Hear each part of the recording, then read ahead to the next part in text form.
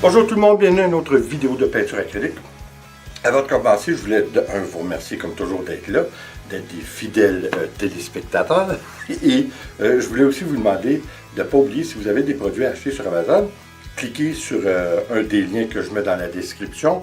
Et puis peu importe que vous achetez l'item du lien en question, ça n'a pas d'importance. Pourvu que vous cliquez sur le lien, vous allez acheter n'importe quel autre produit sur Amazon. Et puis moi, ça me donne une petite rémunération, mais quoi qu'il en soit, une petite rémunération est mieux que rien. Et puis n'oubliez pas, je mets mes toiles à vendre, mes petites toiles, à 20 €. Petite différence pour les plus grandes un peu, il n'y en aura pas le droit. Alors si vous êtes intéressé, n'oubliez pas de communiquer avec moi, soit en privé ou via mon Facebook, que vous avez le lien aussi dans la description. Alors écoutez, cette fois, on va faire comme on fait souvent, on va agencer plusieurs techniques ensemble, mais on va y aller avec un petit peu le traditionnel, par contre le traditionnel abstrait. Alors on va faire 3 techniques. Je vais aller au pinceau pour mon fond, mon background. Je vais le mettre quand même assez foncé pour avoir un meilleur rendu. Ça donne plus un effet de profondeur. Alors, vous allez voir, on va faire, comme je vous dis, du traditionnel avec aussi ce que j'appelle la technique de ballon. Hein? Alors, on va voir ce que ça donne. Évidemment, en abstrait, tout est subjectif. Alors, je vais laisser aller mon imagination un petit peu, puis on va voir ce que ça donne, et puis on revient pour le mot de la fin. Alors, oui.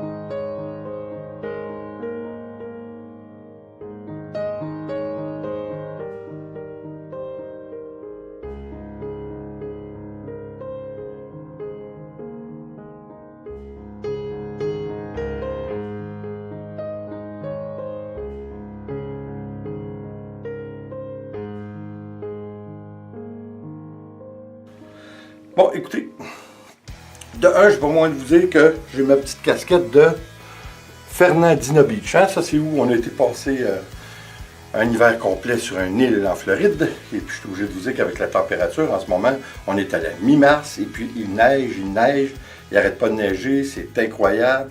On est écœuré, ça n'a pas de sens. Bon, pour revenir à notre toile, oui, je le sais, c'est subjectif. C'est de l'abstrait. De toute façon, l'abstrait, c'est toujours subjectif. En final, toutes les formes d'art, c'est subjectif. Hein?